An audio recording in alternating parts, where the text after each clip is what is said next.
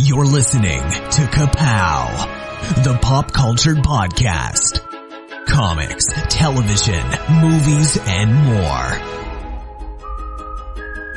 If it impacts fan culture, we have something to say about it. And now, your hosts, Michael, Jordan, Cliff, and Seth. Hey everybody, welcome back to part 2 of Ka-Pow, the pop culture podcast's greatest game show bracket challenge. My name is Jordan Lowe. I'm Cliff Barnes. I'm Seth. We are talking game shows. If you missed part 1, just a few episodes behind us, back in the archives, 253, I believe it was. Yeah, 253.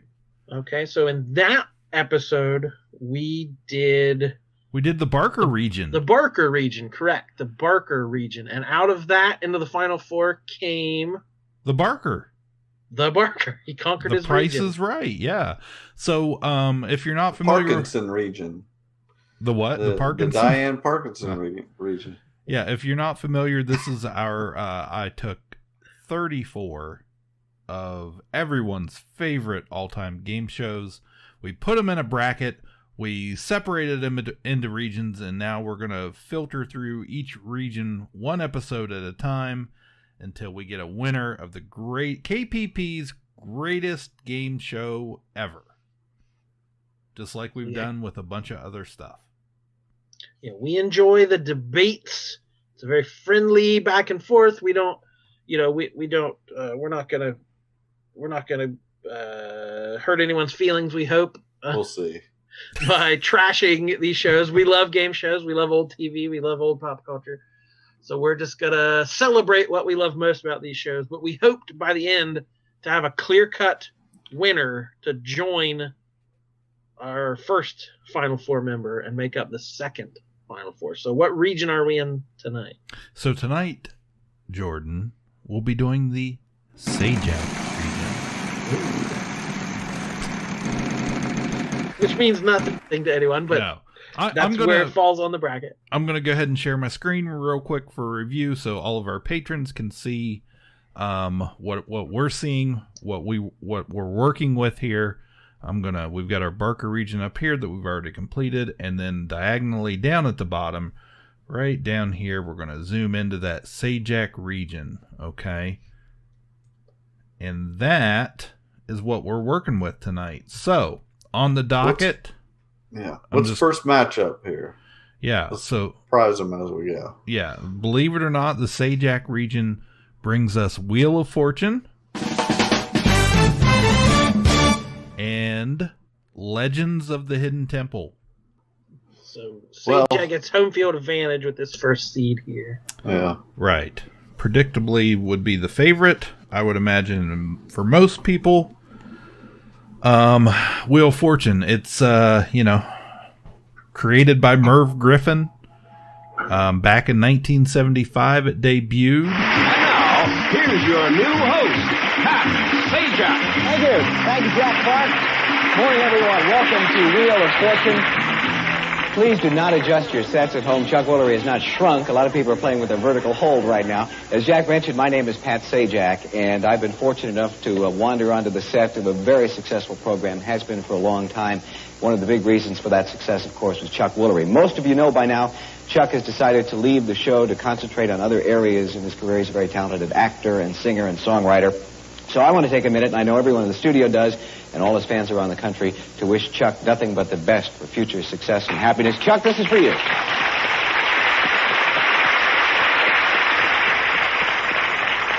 And now, I'd like to announce that I'm leaving the show. No, just... one of the things that hasn't changed is every day I get the pleasure of looking to my right and saying, ladies and gentlemen, here's Susan Stafford. Susan!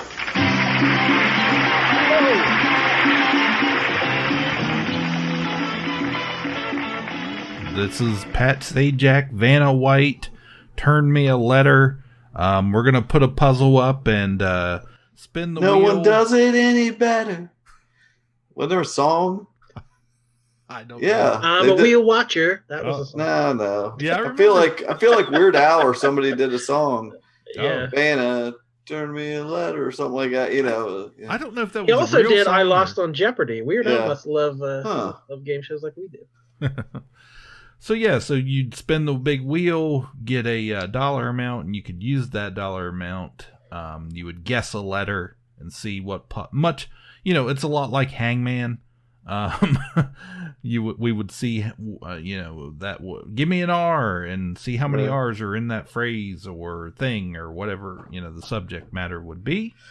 Vanna would come out, touch him or turn them originally. She used to turn the letters. That was way more satisfying than just touching the thing. Yeah. They thought that, we have the technology. That doesn't mean, come on, insert Jeff Goldblum gif. They never thought whether they should. We want to see the letters turn. But this show's a staple of game show. This is right. This is as big as it gets, basically. Prime time. I think always Wheel of Fortune, Jeopardy. My entire life, I think Wheel of Fortune 7 p.m., Jeopardy 7:30. That's some different. Some cities it's backward. When you go to a new city and it's backwards, that's weird. Yeah. Sometimes it's on a totally different time of day, but that's for us. That's what we grew up with. When I think this, if I could be on any game show, what do I think I would do the best at? It's Wheel of Fortune. An ugly child? Now, you are a school counselor. Go ahead. Taking a trip to the airport. Taxi. Yeah, I know. Is our category. It's worth $1,000. Greg. An ace of kidneys. How long have you known George here? 7 years. Yeah. Now you are signing, I noticed, and what does that tell us? That means he's deaf.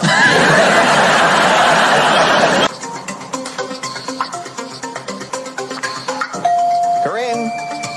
Miners and hoes. No. Edgar. Fish love? Sorry. Jenny? Wish list. I've always done good. I can guess with the fewest amount of letters. I just feel like I'm better at this than I am at the other ones. A lot of other ones I feel stupid, but this is my wheelhouse. That's weird because I've always been the opposite. In fact, I was just scared to admit how bad I am at Wheel of Fortune. Then we must play. I'm terrible. I am absolutely terrible at this game to the point where I'll leave the room and tell me when Jeopardy's on, because then I'm going to sit down and at least I'm going to have I feel like I got a fighting chance. But I'll sit there and just feel like an idiot for 30 minutes trying to figure out those puzzles. I'm glad to hear you admit that, because it embarrasses me too. Yeah. And I do crossword puzzles. I love I have a pretty good vocabulary. I love words. I love puzzles.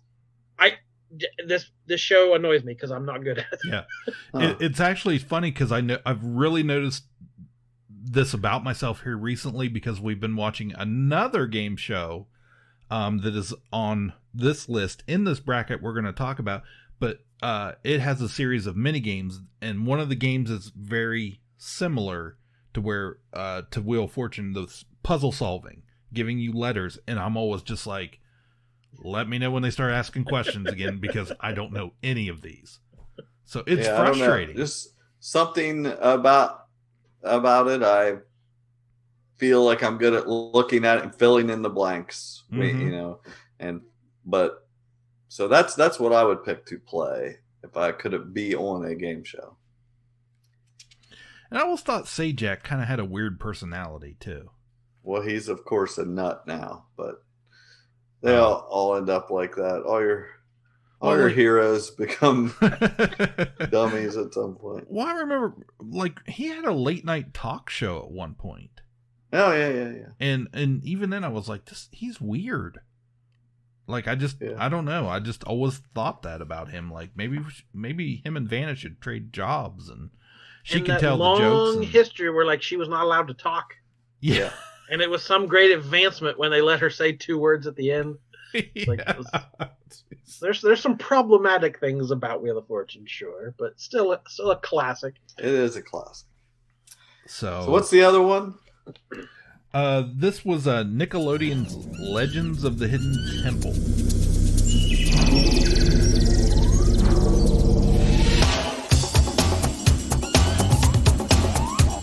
Legends of the Hidden Temple.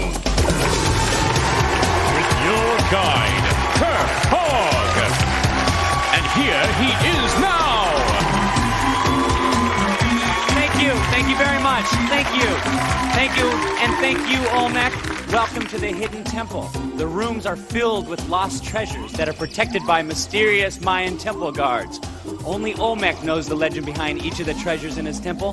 Which one are we going to hear today? The Legend of the Lucky Pig of Amelia Earhart. Well, one of these 6 teams will have a chance to retrieve the Lucky Pig. Will it be the Red Jaguars? The Blue Barracudas? The Green Monkeys? The Orange Iguanas? This was my jam. I love this show. Okay. Well, it was on from 93 to 95 on Nickelodeon. It features a fictitious temple, I do remember that much, and filled with lost treasures protected by mysterious Mayan temple guards. Also a little bit problematic of ancient Mayans jumping out and going ooga booga. So, who was the host on the Kirk Fogg was the host? He didn't have much of a personality. It was just like the set that intrigued. Like the set seemed so interesting and so many details put into it, and the game seemed fun. That's what I remember. The big head and the set, and that. Like, what was the end game, Jordan? Was it like a run through, kind of like a Funhouse type thing? It was a bunch of. That started with like 8 teams or something. There was a whole bunch of teams started. I think it was pairs of kids, and it was the silver snakes and the green monkeys, the golden scorpions, and whatever. Purple parrots, blue barracudas. Yeah, 16. The Arctic monkeys, I think, were one of them. No, but it was a bunch of kids in matching T-shirts having to do these physical challenges, and then they weeded them out. And then so the final team got to play. You had to run through the temple basically and find all these clues in a timed manner. Mm-hmm. But it had the temple guards who would just jump out in random places, and it was terrifying. Like that might be some of the earliest anxiety I remember feeling as a kid. Like, you don't go that way. There's a temple guard going. So this was very Indiana Jones-esque, right? Yes. Yeah, even the host, like, dressed in khakis, like, looked like an adventurer kind of thing, didn't he? Right. Filmed down in Universal Studios in Orlando, Florida, back when Nickelodeon used to do that in the 90s. Combination of Jeopardy and Raiders of the Lost Ark. Different types of physical challenges. We talked about that, mentioned all that. The temple guards.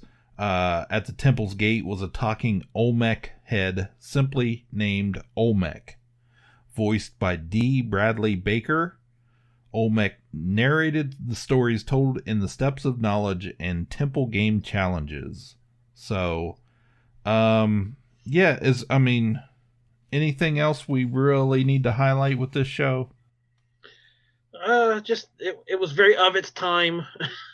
Of that early 90s feel to it, mm-hmm. in the Double Dare sort of feel of just, it's not standing and answering questions. You had to jump over water and do a bunch of physical stuff. Yeah, it was like gym class.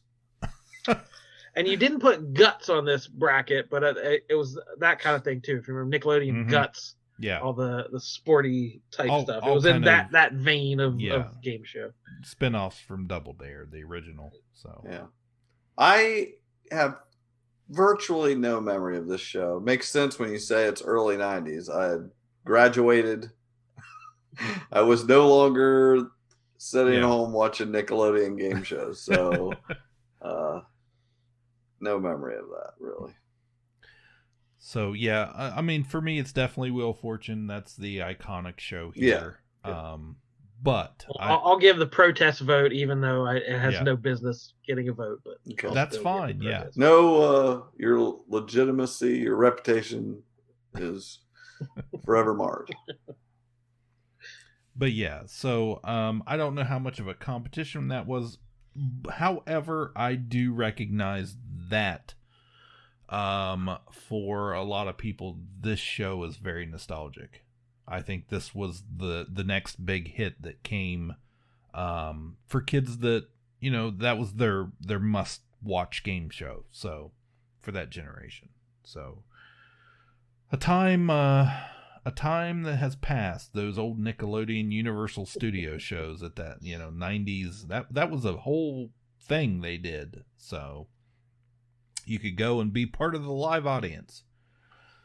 So, and even in the theme park corner of the universe, people still talk about Nick Studios and what it looks like now, and the experience they had as a kid getting to go watch whatever show was being, taped. That was our one trip down there. I was 11, and not knowing how it worked, I assume I would just walk in there and I'd be able to watch all these shows, and I could watch them tape an episode of Clarissa Explains It All, or what. I assume Nick Studios meant they were all there on the same roof working and at the same time. I was sorely disappointed. I didn't get to be on any of those game shows. Yeah. All right. Moving on, we have. Oh, speak of the devil. Password versus Supermarket Sweep. We'll start with Password. It's more than Password, it's Password Plus. It's a special all-celebrity week with Lucille Ball, Desi Arnaz Jr.,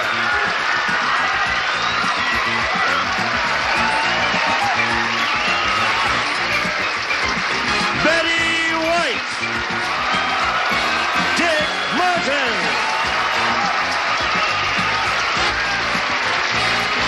and here's the host of Password Plus, Tom Kennedy. Hello there. Welcome to a great week on Password Plus. Yes. Betty White, Lucille Ball, Desi Jr., Dick Martin. All right. Now this is one I think I'd be good at. I'm good at. I love playing Password and the clues and the one-word clues. So this was the host was Alan Luden, who had previously been well known. There it is. Just happen to have within reach a classic copy of Password. Yeah, it's such a simple game. You say a word. And they have to figure out what you're talking about. When it comes to game shows, I think that sometimes, like, the simpler the rules, the easier it is to watch at home. It's not complicated. It's just fun. We understand what the goal is, the object is, and how many games have sprung out of that Taboo and all. Like, there's so many games of catchphrase and all. It's a whole, like we talked about Pictionary and Win, Lose, or Draw. There's a whole genre of games. Guess the word I'm thinking of in a different sort of way. So, premiered originally in October 2nd, 1961, ran to 67 on CBS, 62 to 65 on primetime, and then they did 1,099 daytime shows, which aired later on, 71 to 75 on ABC. Shows announcers Jack Clark, Lee Vines and on CBS, and John Harlan on ABC. Later aired on NBC, Password Plus, 79 to 82. Super Password, I remember that, from 84 to 89. Followed by a primetime version, $1 Million Password on CBS, 08 to 09. All of these versions introduced new variations of gameplay, but like we said, still the basic game. Two teams consisting of one celebrity player and one civilian contestant competed. The word to be conveyed or the password was given to one player on each team and was shown on screen to the viewers, as well as spoken softly on the audio track. Gameplay alternated between the two teams. On each team, the player who was given the password gave a one-word clue from which their partner attempted to guess the password. There you go, guys. I love that. I love that. It's like they can't hear you, but they still whisper it to the. You're in your living room, and they still have to whisper it to you as if the guy could have heard it. Right, exactly. The password is banana. But that lends something to it. That lends Yeah. I'm listening in. I got to hear this secret. Okay, so Password, like we said, is up against one of my absolute favorites. Something we have been watching just here recently in its newest version, Supermarket Sweep, bringing what everybody missed in game shows, the grocery store.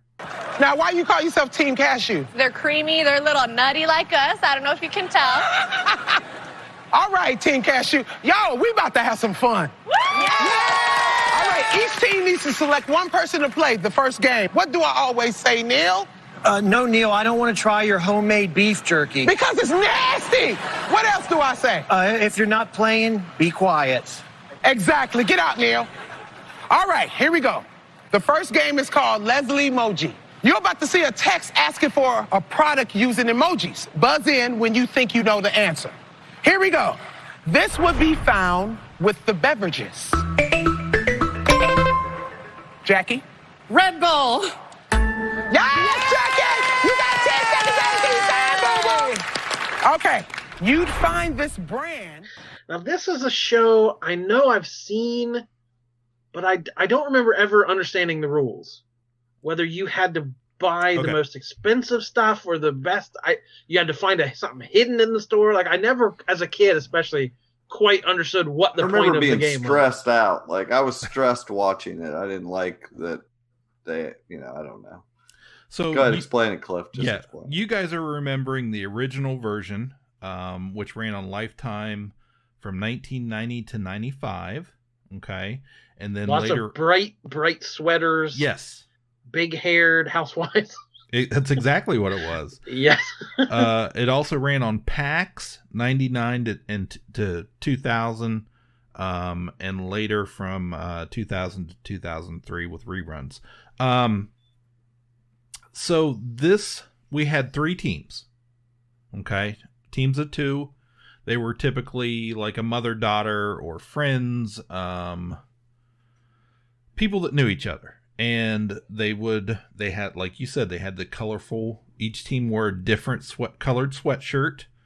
That's kind of what they were known for. And then you would have a series of mini games, which you had to guess if you got the correct answer, they would give you time, added to your big sweep time. The big sweep was, of course, you had to run through the grocery store and rack up the highest bill of the 3 teams to win.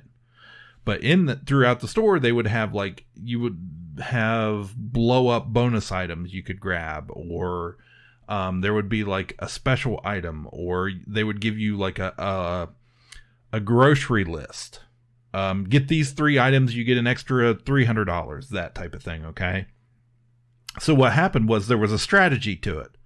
Of course, in the original version, you wanted to run and get, the big meat items. You wanted to get the gourmet coffee. You wanted to get the roll, the cheese wheel. You needed to get, all these big. I'm stressed just thinking about this. And it was timed. So one team would take. What's to stop you from getting every package of sirloin steak? Because you were, I think you were only allowed to get 5 of each item. In the frenzy of the sweep, who's keeping track? Oh, they're keeping track. It's madness. So, yes. So recently, just in the last few months, they have brought Supermarket Sweep back to primetime television, ABC, with she has become one of my all-time favorite game show hosts. Leslie Jones from Saturday Night Live has taken over this show, and it is unbelievable how hilarious she is in this. I like Leslie Jones anyways. And it just, she's loud, she screams, she's off the cuff, says a lot of things that, makes a lot of jokes that other straight-laced game show hosts would make, such as the original host of this show. He was a pretty straight-laced guy that, he looked like a game show host. He didn't stand out, and she wears big, loud, urban clothes, and she's just all about it. You liked that I said urban, didn't you? Urban. So that's the difference between old and new supermarkets sweep. It was suburban clothes, and now it's urban. Now it's urban. There wasn't a more suburban show than that original. It was awful suburban. That's true. And my daughter, absolutely, we all love the show, but my daughter is in love with it. So they've added some more of the time modern things to it. Now they have they've put in actors. There's a guy that in the flower shop, and you can go and you can get flowers, but he's gonna bumble and take a whole bunch of time to get you those flowers. They have a barista in the coffee shop, and you can get a coffee, but she has to find the one with your name on it. And it's worth $300. So they've added some stuff to it with the classic gameplay, but it's just so much fun. The old original version was great. I know people love that version of it, and because, like you said, it was just suburban moms and teachers and people, that were, rather on the lighter side. And today's version, a very vanilla view of the supermarket. Yes, in today's version, they have diversified. They've brought in people from with different backgrounds, and they let them now customize the sweatshirts, so they can just make them urban. So they can add their own little flair to it, and they now have names for the teams. You get to pick your team name, which is a lot of fun. So we get a lot of different names that Leslie can then ask him, hey, why are you team Cocoa Puffs? Why are you team Sweet Tea? Sweet Tea.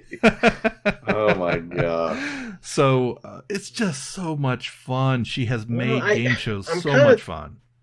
I'm kind of torn here, because I recognize it is the exact opposite of Password. Password is the simplest thing in the world, and Supermarket is just busy and props and running and time limits and things.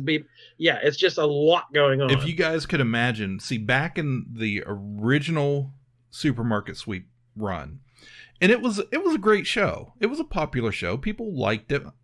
But they had a special announcer for the sweep, and he would come, and he was very game show announcer guy. On your mark, get set, go! Yeah! And there goes Sherry. And remember this, folks, she has a big lead in time. Let's see what her shopping strategy is going to be. Aha, detergent. She knows just how valuable these new boxes of Ultra Tide are. Nowadays, they have eliminated that, and they actually... Leslie Jordan goes into a little room, and she has the old school. Leslie Jones has the old school supermarket mic they used to have at the register, and she does commentary during the sweep herself. Your carts, get set, go! Lois takes off with a 20-second lead. Oh, that's not a cucumber. She went to get a cucumber, and it was not a cucumber. That's okay. At least she continued. That's right, grab the inflatable. Start putting stuff in your basket. You wasted time. Come on, Jalea. There goes Jalea for Team Biscuit. All right, Jalea, let's go. Let's show them how it's done. Yeah. That's right, Jalea ain't messing around. That $35 honey. Let's go, girl. What is she doing? So she's screaming at them. They're running around like crazy. They actually show I've seen several people run into each other before. I saw one guy take a lady out and he hit her hard and she went down. But yeah, they've added a lot to this show. It's really, really. I can't wait for season 2 to come out with Leslie Jones, and to get back on the air. So if anything in this COVID-19 era, we've gotten all these new game shows that they brought back. These from the old versions. I'm telling you right now, this may be the best one. Well, I might just play this a little strategically, because my heart says Password, but I think Supermarket could beat Wheel of Fortune, and I'd rather have Wheel of Fortune off the bracket because I don't care about it. So if I team with Cliff here and pick Supermarket, I think we could ride Supermarket clear to the end and get rid of Wheel of Fortune. I don't think Password could do that. Your big mistake is saying that. So I'm going to flip the table and quit. I was just getting ready to say that I'm not going to have a protest vote here because I would much rather play Password because I don't want the stress of Supermarket Sweep, but it has to be a better game show than watching people play freaking Password. Well, and so I think I have not watched the new Supermarket Sweep, but I am going to take your word for it. I'm certainly going to back you up on this, but not with these nefarious intentions of we're taking out Wheel of Fortune, one of the great classics that I love. I'll just say I would not want to play Supermarket Sweep, but I'd be fine watching it rather than Password because it definitely sounds like a more fun half hour. Yeah, I totally agree. Nothing against Password, but oh man, who doesn't dream of doing the big sweep? You got your card, you got your 3 minutes. I do that every time I go to Kroger. I was like, I got to get out of here as fast as I can. Just throw it in my cart. Let me out of here. Oh man, but this is, I want to see how good I can, for once in my life, I don't have to worry about that price. I need the most expensive thing. All right, what's the next matchup? Well, Cliff loves this show, and it has to move on at least the first round because he made the bracket. So. Right. This one's for Cliff. Get the Supermarket Sweep. Okay. Next we have Match Game. Everybody loves Match Game versus Pressure Luck. 80s classic. No whammy, no whammy. Yeah, so do you guys did you watch a lot of Match Game? Describe Match Game. Good luck to you, ladies. Here we go. Both of you are going to try to match our 6 celebrities in answering questions. You're going to get 2 chances. At the end of the second round, whoever's matched the most celebrities wins, gets $100, and has the right to go to our super match where you can win over $5,000. So everybody gets set, and we're going to start that game right after this. Okay. Match Game is a panel. Wink Martindale, right? It's a panel game show that you never can go wrong with just guessing Wink Martindale. At some point, Wink hosted them all. Right. It's a panel game show premiered in '62 and has been revived several times over the next 6 decades. The game features contestants trying to match answers given by celebrity panelists to fill in the blank questions. Jeez, I just didn't remember it by the name. Yeah. But yes. Now, Sandy, you think about it. The police commissioner said, I think Batman and Robin are... Queer.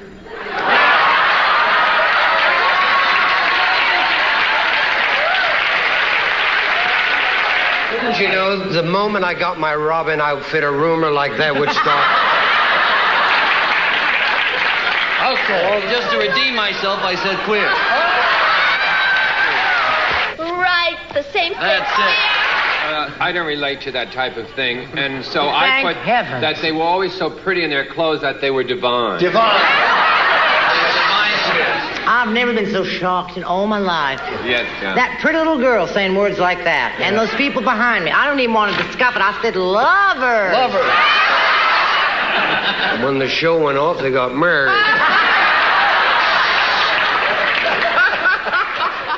Yes. Sorry, I hate to stop you. This is one of my favorite game shows. This is a great game show. We watch. That's the only game show It's the only game show I record. Like we watched. It's still on. It's currently on. The new Alec Baldwin one. Yeah, and he's great. I love it. Yeah, so this series started out, my understanding is it started out very straight-laced the first few years. Okay. Then it got sexy. Then they figured out that having the celebrities make little sexy jokes equaled higher ratings. Once the 70s hit. Yes. They whipped out the skinny microphone. Right. It became What was that guy's name? Why can't I think of his name? The host? Yeah. What is his name? Gene Rayburn. Yeah. He was great. Yes. It was all innuendo. You know, it's all like Dumb Doris, so dumb. You know, I can't think of a punchline, but they still do that. And it's great. It's so great. Yes. Yes. So what happened Fill in the blank. What happened with that? In 1963, NBC canceled the series with 6 weeks left to be recorded. Okay? Hadn't been filmed yet, but they had to do 6 more weeks worth of shows. The question writer, Dick DeBartolo, came up with a funnier set of questions because they were already canceled. What do they got to lose, right? Like, quote, dink dink, Mary likes to pour gravy all over John's blank, unquote. And then they ran that to, guess who? Mark Goodson Productions. Bill Tubman. With the knowledge that the show couldn't be canceled again, Goodson gave the go-ahead to do more risque-sounding questions, which, like we said, resulted in a big boost in the ratings. Okay? So that's what saved the show after that. The whole balance of trying, you know, people have different instincts. They get the celebrities on there they have like basically 30 seconds to come up with an answer, write it on their card, submit it there, and it's like, do you choose the sexy answer? Right. Or do you choose the correct answer? You know, is it potatoes or penises? You know, what does she like to pour the gravy on? You know, and it's like, yeah, if you could find the genius in the show is if you could find the perfect answer, you know, who cares if the person matches it? If it's the clever answer, that's what I want to hear what people said. What people were able to come up with in 30 seconds, that is the clever answer. That's the genius of it. But that's kind of what I like least about it. I had the same feeling even as a kid watching Hollywood Squares. Is Hollywood Squares on this bracket? We'll talk about that later. But like, they would set up the joke, so you know, they would lob it up there, and the punch, it would be so obvious, and they'd say something a little bit off color, and the audience, ooh, like that's what it was made for. But they're acting like they're getting away with something, or it's some trick they're pulling, and it's like, you're only saying these questions to get this response, and yet you're acting like the response is a huge shock. Like, you're not fooling anyone. Stop it. It's a comedy show wrapped up to look like a game show. True. Yeah, that I guess that makes more sense. Yeah. I was approaching it a lot more straightforwardly. Like, people are trying to win. Stop goofing off. This woman is trying to win $1,000. Well, that's what's funny is you will have a bunch of comedians on the panel, but they'll usually have one or two regular actors on there or actresses, and they are terrible at it. Don't think quickly, and it's funny. They're very loose with it. They've always been. You can like cheat off the person next to you and come up with whatever, which usually backfires. It kind of it almost like it feels like that, you know, game night with a bunch of friends, you know, adults, but and with celebrities, like right in an era where celebrities weren't on Twitter, and then you know, we didn't know what celebrities, you know, this was just celebrities goofing off, and like you didn't see that a lot. So that's another format, like a late night talk show. This is a different way to see celebrities that are just like us. So that, like we said, is up against Pressure Luck, which was an 80s show, premiered in 83, ran through September of 86. Stop it, dig back! $4,000! Stop! $3,000 and a spin! Stop! Duck. Get a duck, Dave. Where? Oh. Peter got you. Stop! Oh! 89.50. Big buck! Today, these three players are after high stakes, but they'll have to avoid the whammy as they play the most exciting game of their lives. From Television City in Hollywood, it's time to press your luck. And now here's your host, the star of Press Your Luck, Peter Tamarkin.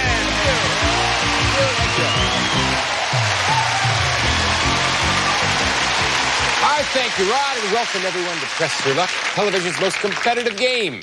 Now let's meet the three players who are going to be pressing their luck today, starting with Jeff Shepard. How are you, Jeff? It was a game featured contestants collecting spins by answering trivia questions. We like that.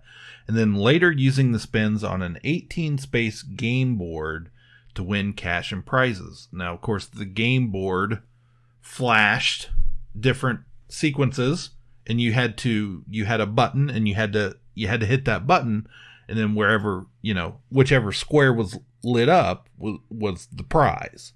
But they weren't all prizes. You had the whammies, the little red guys that were cartoons on the show. And, it was certainly popular daytime television. Gave us that no whammies line, kind of iconic line. And I think that's, that was the selling point. That was what people remembered from it. And they would each they do art. The whammy would have a jackhammer or something. They have a little animated cartoon creatures. Yeah. They brought it back in 2019. It was hosted by Elizabeth Banks for a limited summer series, and then renewed in May of 2020. Came back. So in 84, here's some interesting facts. In 84, a self-described unemployed ice cream truck driver named Michael Larson made it onto the show. After watching the show at home with the use of a stop motion on a VCR, Larson discovered that the presumed random patterns of the game board were not actually random, and he was able to memorize the sequences to help him stop the board where and when he wanted to.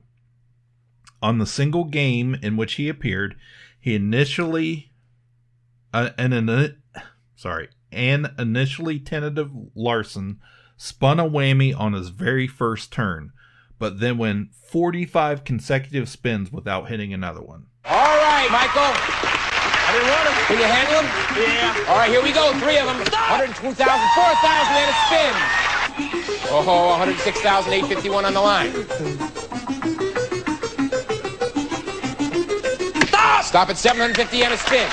One more spin you have to take, Michael, before we can deal with the earned spins. Here's the last one you must take.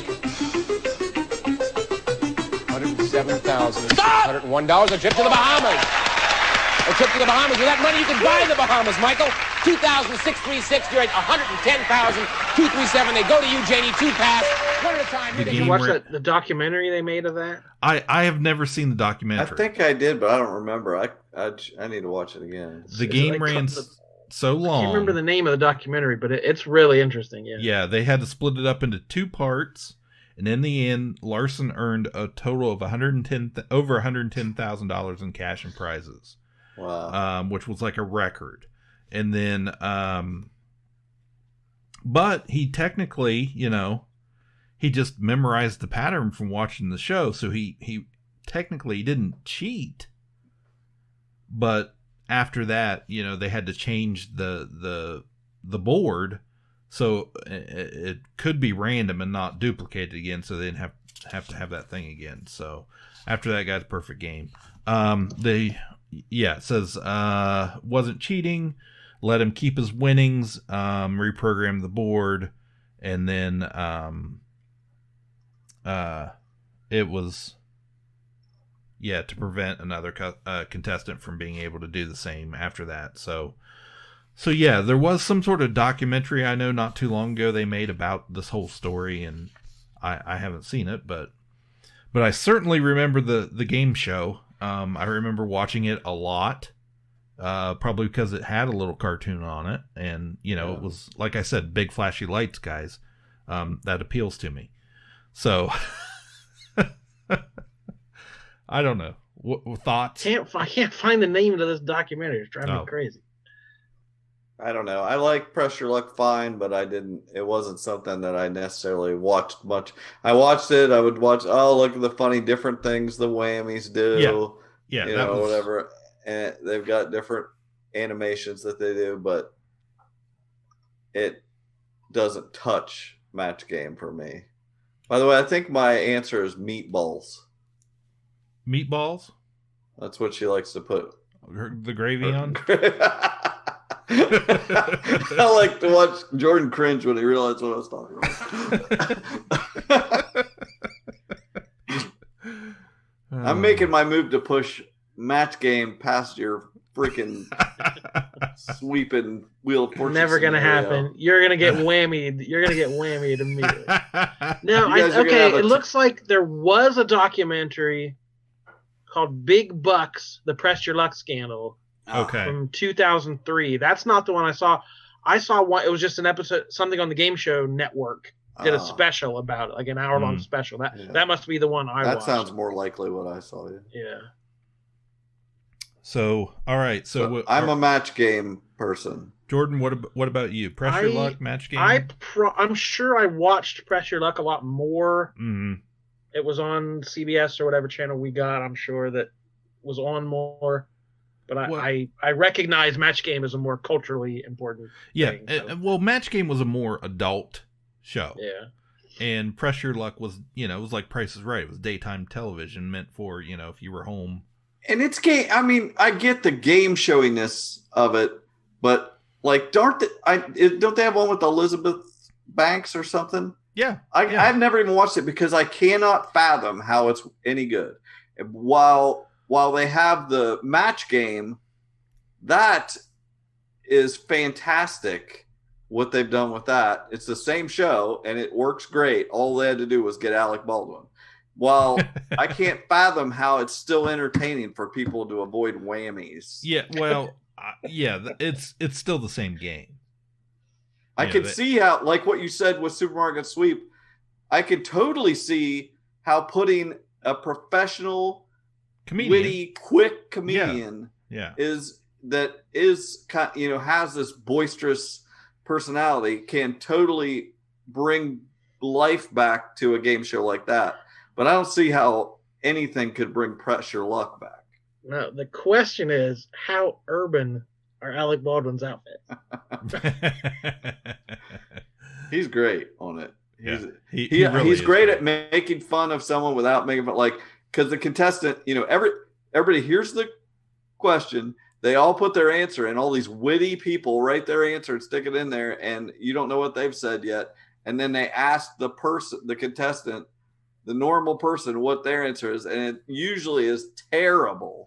And he's like dragging them. It's great. Yeah, right. I just personally don't have a real affinity for it, but I have no passion for Press Your Luck to try and argue it. So I'm fine. Game it is.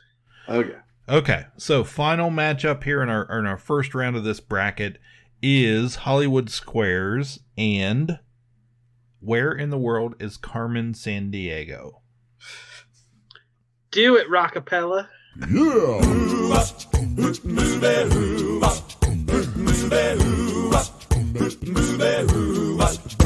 Well, she sneaks around the world from India to Carolina. She's a sticky-fingered filcher from Berlin down to Belize.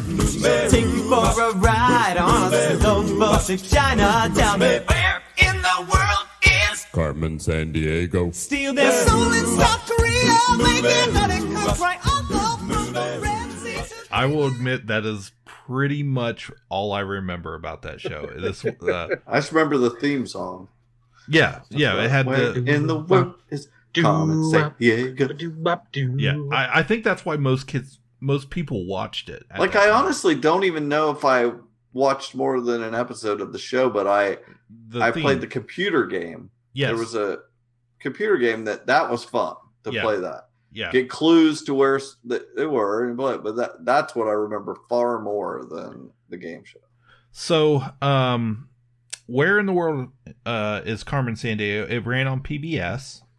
Like we said, it was actually based on the computer game. The computer game came first. It was a series. I remember playing my junior high. I remember that was a game we didn't have much for computers back then, but that was one game we did have that you were allowed to play.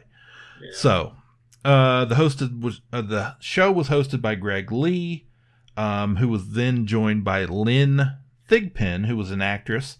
And had the best voice of all time. She was so commanding in her role. And then, of course, we already mentioned the group Rockapella, who served as the house band. So this was kind of a comedy. It was a lot of acting. It was aired on PBS from 91 to 95. And then reruns continued through 96, a total of 295 episodes over 5 seasons. This show won 7 Daytime Emmys and a 1992 Peabody Award. Then it was created partially in response to the results of the National Geographic survey that indicated Americans had alarmingly little knowledge of geography. Big surprise. So I still have an alarmingly little knowledge of geography, but I like the show so much. It wasn't my subject in school, but it was an entertaining show. So the questions were verified by National Geographic World, who also provided prizes to the contestants in the form of subscriptions to their magazine. The chief, of course, that was Lynn Thigpen, the lady with the voice. She headed the fictitious Acme Crime Net as the de facto announcer for the show. The chief eloquently uses dialogue rife with puns, alliteration, and other forms of wordplay. The chief became so popular that Thigpen reprised the role in later editions of the computer games and also in the TV series Where in Time is Carmen Sandiego. Yeah, and this is spun off. There's cartoons and the game. They've kept producing the games and board games and computer games. So it spawned a whole franchise of stuff. Yeah. So each episode consisted of 3 middle school aged contestants competing against one another, answering geography-related trivia questions to determine the location of one Carmen Sandiego's cronies and eventually Carmen herself.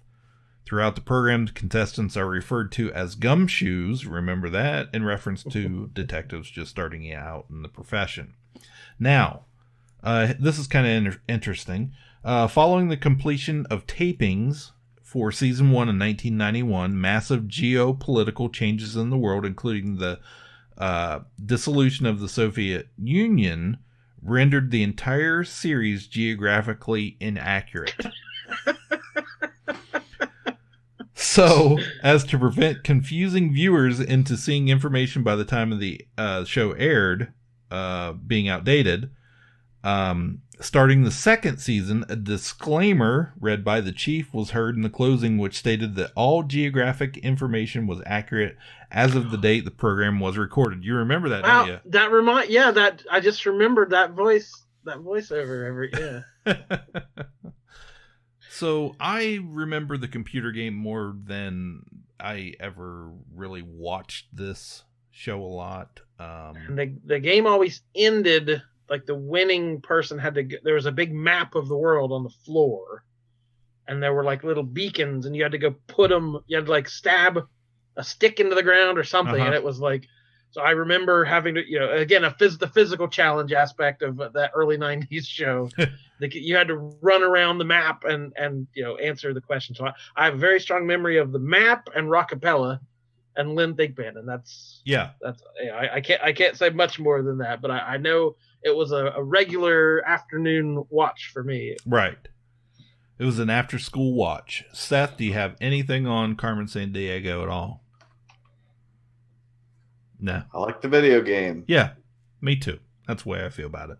So it's up against a pretty classic TV game show, One Hollywood Squares, which, has been in a lot of different versions, a lot of different hosts, and a lot of different celebrities over the years playing those squares. But this is classic tic-tac-toe. From Television and Motion Pictures, Jim J. Bullock. From 227, Jack A. Harry. From The Wizard, David Rappaport. From TV's fame, Gene Anthony Ray and Nelson and Carlo Imperato. From St. Elsewhere, Emmy winner, Bonnie Bartlett. From the world of opera, Roberta Peters. From Magnum P.I., Larry Manetti. From Designing Women, Delta Burke. And from the center square, Richard Mall. They are the new Hollywood Square. And here's your host, John Davidson. Thank you, Shadow Stevens. Hello, welcome to the new Hollywood Squares. Hello, Squares. Hello. Well, we have Twins Week this week. If you were watching, two contestants compete. They asked a survey question, or asked a question to the celebrities. Celebrities gave an answer. You had to say if you agreed or disagreed, and then circle gets the square.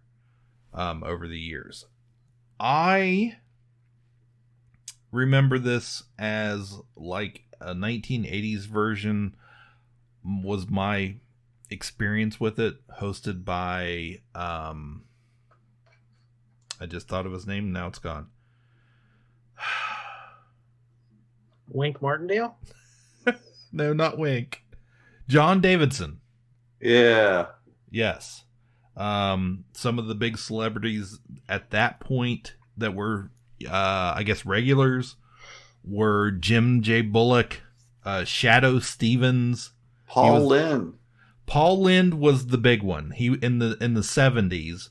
That's who I always think of for that show. Shadow Stevens. That's freaking crazy. I can't believe it. That is so true. Yeah, he was on there. He was the announcer, and he was in a square. There were a whole bunch of celebrities. I only knew they were famous because they were on that show. I don't know them from anything else. Yeah, and definitely Paul Lynde. I remember that, and they'd be like, "He's the rat in Charlotte's Web." Yeah, he was definitely the most famous celebrity associated with the show itself. When Laurie Lee Schaefer went through with it, she gave it to Terry Ann Mewson. What was it? Oh, Hugh O'Brien.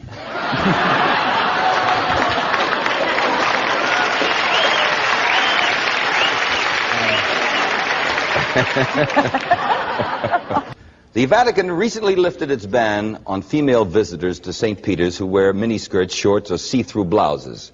But there is one condition, Paul. What? They must swear they're all Protestant. They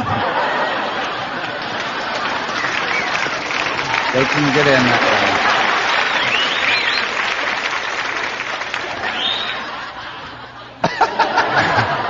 way. Whistles. Who's generally better looking, a fairy or a pixie? Looks aren't everything. Anything bring tears to a monkey's eyes? Learning that Tarzan swings both ways. A friend of yours offers you to give you something called a French 75. What is that? A French 75. Just a minute, that's 25 more than it was the last time. It's crazy. And like Jordan, I've been rewatching Community, and there was a joke on there about something about once upon a time, gay people in Hollywood, the highest they could aspire to was the center square. That was kind of a joke. Like you were okay to be kind of flamboyant and kind of out there as a, you're not quite, everyone knows, but you don't really say. Yeah, Paul Lynde was featured in the important center square throughout most of the show's original run. In '68, after 2 years on the show, Lynde became the regular center square. Lynde's outrageous jokes earned him 3 daytime Emmy Award nominations in 72, 73, and 74. He left the series in 79 and was replaced by Waylon Flowers. I don't know who Waylon Flowers is. He is the ventriloquist, Waylon Flowers and Madam. Oh, okay. Gotcha. Lind returned when the series was relocated to Las Vegas in 80 and 81, so he came back, right? The original host was Peter Marshall, 66 to 81, John Bauman, 83-84 season, and then John Davidson, 86 to 89, and Tom Bergeron from 98 to 2004. Oh, I forgot that. Yeah, that was fairly recent. Yeah. And let's see some of the famous regulars on the show through the years. Let's see, Florence Henderson, Buddy Hackett, Waylon Flowers and Madam, Barbara Eden, Vincent Price, Charo, guys, Sandy Duncan,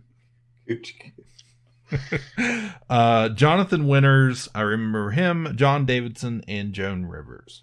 So, also, we previously mentioned Jim J. Bullock and Shadow Stevens. Let me give you a personal anecdote that I literally still think about to this day. And how old I am, we'll say, how much the world has changed. I was very young, and this show was on, and I was in the kitchen. My mother and older brother were watching it, and they started laughing so hard, like they were losing it. And I ran, like, what am I missing? And I ran from the kitchen to the living room, and I had missed Jim J. Bullock. Apparently, he had a bottle of ketchup. This is all in my memory. It could be completely invented. That's all right. That's good enough. He had a prop bottle of ketchup and something like squirted, and he spilled the ketchup or squirted himself with the ketchup, or something happened with the prop bottle of ketchup that wasn't supposed to happen. Right. It was the funniest thing, to ever happen on TV that I missed. And I watched it for years afterwards, hoping I would see that episode. Get the rerun. Because there was what could you do? No way to watch it. Yeah. What could you do? You saw it one time and that was it. So literally years later, I'd be like, I hope this is the Jim J. Bullock episode. And I still think about that, of like how easy it is to get content today. Yeah. Record, rewind, the clip is probably on YouTube. If it did happen, the clip of it, type in Jim J. Bullock ketchup into YouTube. I never thought of it. Okay. So and much but like I hope it's gone. I hope it's not. I hope the film doesn't exist anywhere, because I need that mystery in my life. So there's still something out there I have to conquer.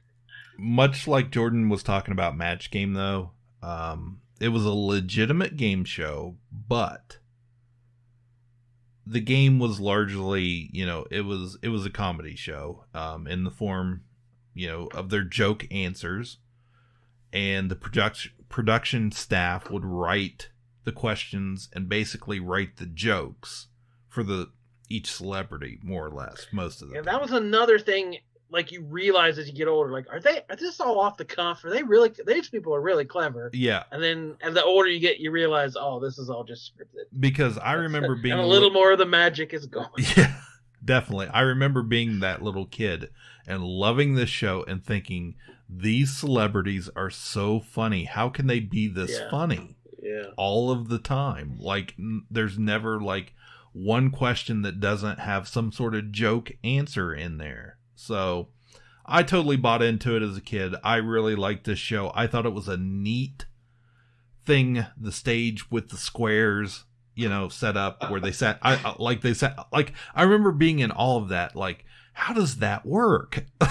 I don't know, but here's some stark reality. When I search that, first thing I get is Jim J. Bullock on living with a crystal meth problem. Well, not quite what I was looking for. Center gets a square. So yeah, this was a biggie for me. I really Hollywood Squares or what? Hollywood Squares or Where in Where the World? in the world is Carmen Sandiego? Hollywood Squares.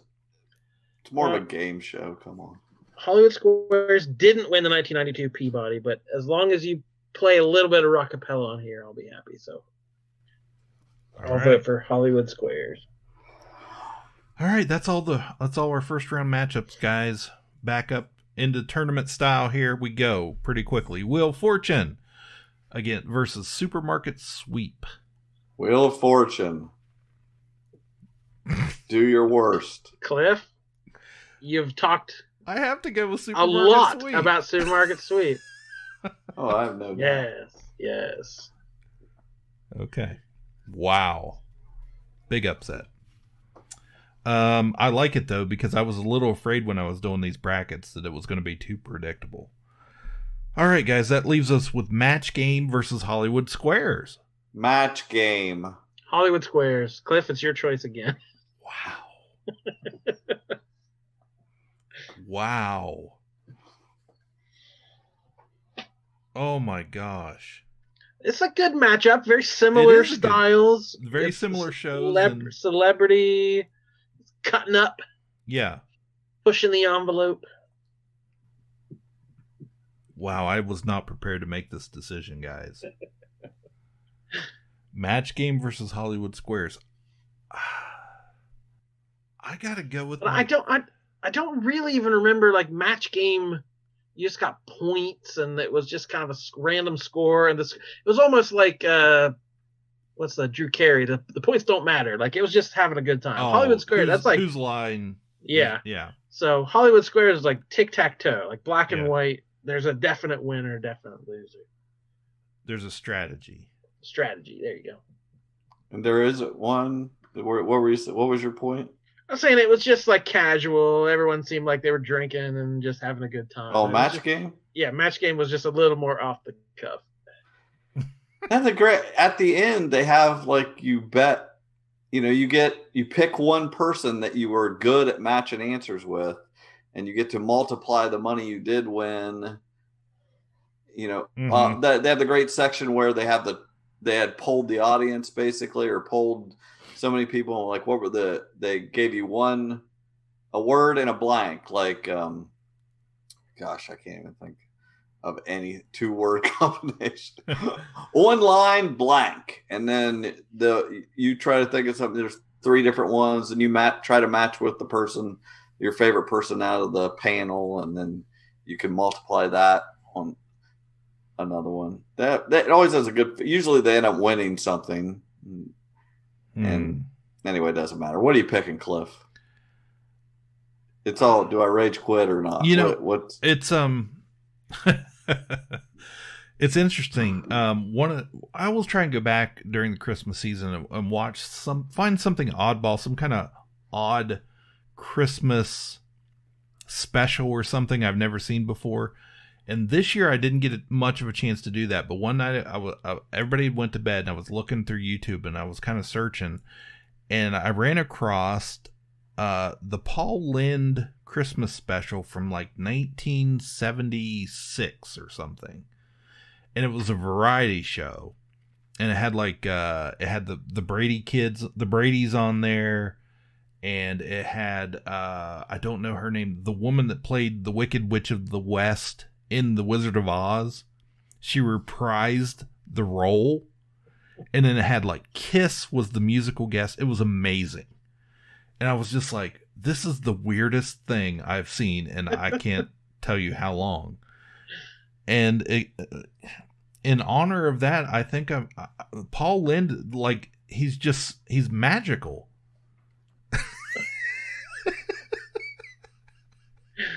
Seth is logging out of his account.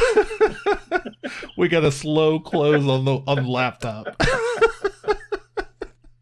Well, that makes the rest of this easier. Yeah. So I'm writing in Hollywood Squares. All right, which brings us, now that there's only 2 of us, to Supermarket Sweep versus Hollywood Squares. If he don't let him back into Zoom. If he tries to log back in, just leave him in the. He's still there. It's just he's black. No, he's not. So he didn't hit end. So here we go. This is going to determine the winner of the Sajak region. We may have to change the name on that, but Supermarket Sweep and Hollywood Squares. Well, see, I could very easily say Hollywood Squares and make Seth choose the winner. Yeah. Because I know I've watched way more hours of Hollywood Squares than I ever have Supermarket Sweep. Well, I will agree that I have watched way more Hollywood Squares than I've probably watched Supermarket Sweep. Now, I watched the original Supermarket Sweep whenever I could like catch it. You know, I thought that it was just that the whole premise was so different as a game show. You're running through a store. You know, if you remember when we were kids, that was a big prize they would run as a contest. Is you get a sweep. You know, your favorite. That was the dream of Toys R Us or whatever it was. So that was a big deal to me. That's why I watched it. Hollywood Squares, though, was something. For some reason, I have this vivid memory of it being on, much like Jeopardy and Wheel of Fortune, in that primetime slot, probably up against those shows at the time. I remember sitting there eating dinner night after night, and we would have the TV on in the background and be watching Hollywood Squares like it every night for that period of time. Did you ever spill the ketchup? I apparently not like Jim J. Bullock did. I in my imagination, no one ever did. I love Hollywood Squares. I don't know. Maybe looking at this as an overview, that wouldn't have been the one that jumped in my mind. But the more we've talked like that in this region, it probably is my favorite out of all these, and probably the one I've watched the most. So I with no strategy in mind, no trying to manipulate anybody, I think I have to vote for Hollywood Squares.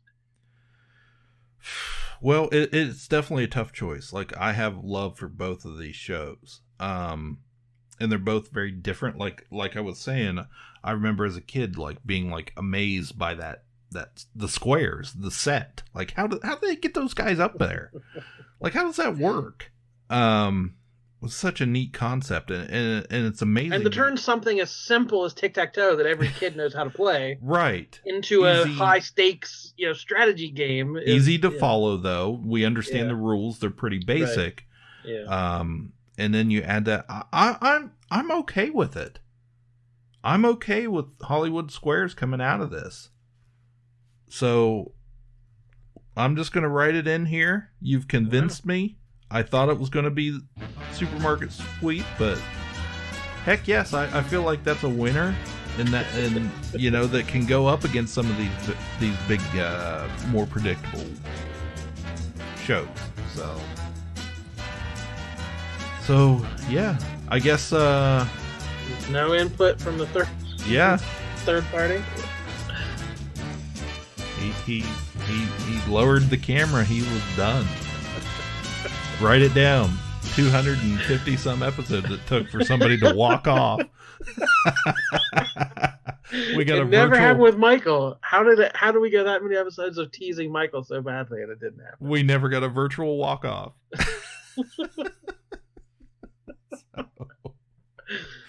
Match game, to have that much passion for match game. So let us know, everybody, patrons out there, enjoy that video. That slow close. You'll never probably see it again. All right, so we have a second. We are halfway done with our greatest game show bracket challenge.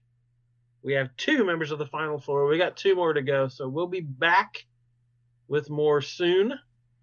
If you completely disagree with us, let us know what we screwed up, what would have gone to the Final Four in your bracket, or what are you looking forward to us debating later? What show can't you wait to hear about? Let us know. We got all kind of social media connects. Mm-hmm. We got an email. We're easy to find. So, hey, let us know how you're enjoying this bracket.